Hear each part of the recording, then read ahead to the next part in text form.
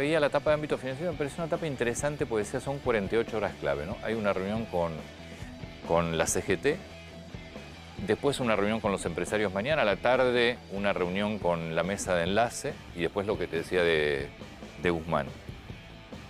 ¿Vos crees que el gobierno entendió que o cambia algo o esto se le descontrola del todo? No, mira, vos me decís, el gobierno se va a reunir con los empresarios, con los trabajadores y con la gente de la carne. Lo que interpreto yo es que están llevando adelante esta idea de que hay que hacer un acuerdo social y hay que hablar con todos los sectores y hay que sentarse en una mesa. Cosas que se vienen diciendo hace 15 años acá. Me parece que va a ser, che, no me suba más los precios, vos no pases del 30% Sí, paritario. no me subas los precios, no me subas los salarios, no me subas la carne. Ahora, eso es enojarse con el síntoma.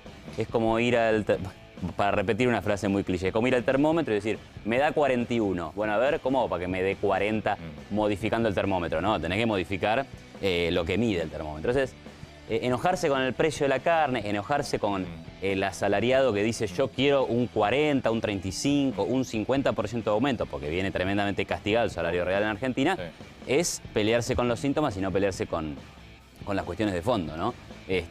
La verdad es que, por ejemplo, se enojan con la carne, con el trigo y demás. El resultado es una amenaza del presidente al sector del campo, ¿no? Porque le dice, te voy a poner retenciones, te voy a poner cupos.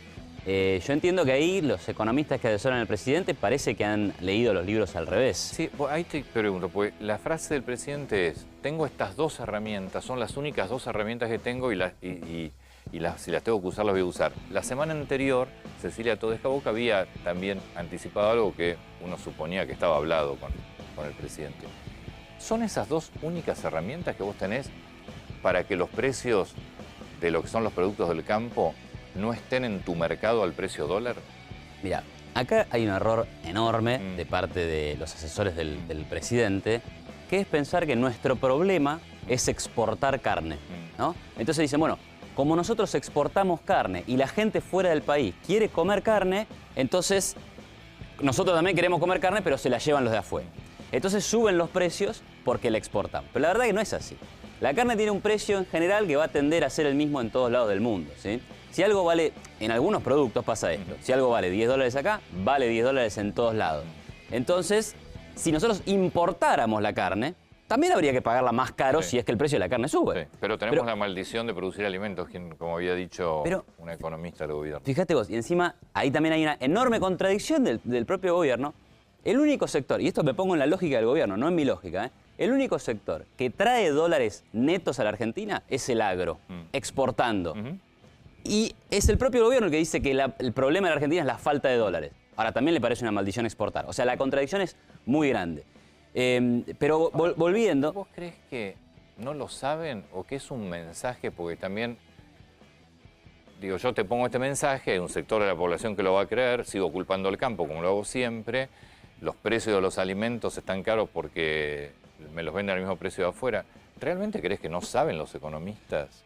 Mira, hay un gran cuerpo de teoría económica en Argentina que cree que la inflación no es un fenómeno monetario. O sea, la inflación es un problema del salario, la carne, el dólar, ¿sí? Entonces hay un cuerpo de gente que está convencida de eso, ¿no? Me parece que pero eso es para los economistas. Me parece que ni siquiera los votantes del kirchnerismo se creen esas ideas. Ya está, ya sabemos. Nosotros tenemos... Hace 20 años que tenemos una inflación de 2 dígitos en Argentina. Sí, disparate. En el medio, la carne subió, bajó, el petróleo subió, bajó, los commodities subieron, bajaron. Y nosotros siempre tuvimos arriba de 2 dígitos de inflación. Entonces, el problema obviamente que no pasa por ahí.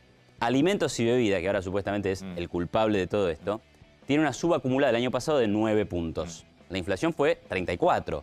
Entonces, ¿quién explica la diferencia del 25? O sea, si suben los precios de los alimentos en todo el mundo, a todo el mundo afecta.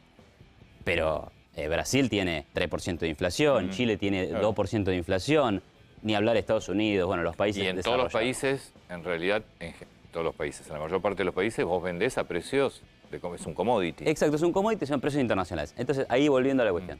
Si vos comparás el salario promedio, digamos, de un trabajador del sector privado en Argentina, es decir, los que más ganan en todo el país, el sector registrado, privado, En diciembre de 2017 era 1.000 y pico de dólares, 1.100 dólares. Al dólar blue, para octubre de 2020, que es el último dato que hay, está cerca de 300. O sea, el problema es ese. Si los salarios en dólares se desplomaron, todo lo que vale $1, $2, $3, está carísimo. Entonces, ¿vamos a atacar al tipo que produce carne o vamos a resolver el problema de que se cae el salario? Una de las respuestas que les da el campo, que se reúne con Alberto Fernández, pero antes de la reunión, ayer o antes de ayer, una de las respuestas que le dio fue, a ver, quieren que bajen los precios, bajen impuestos. Y Culfas, ministro de Producción, le contestaba y decía esto.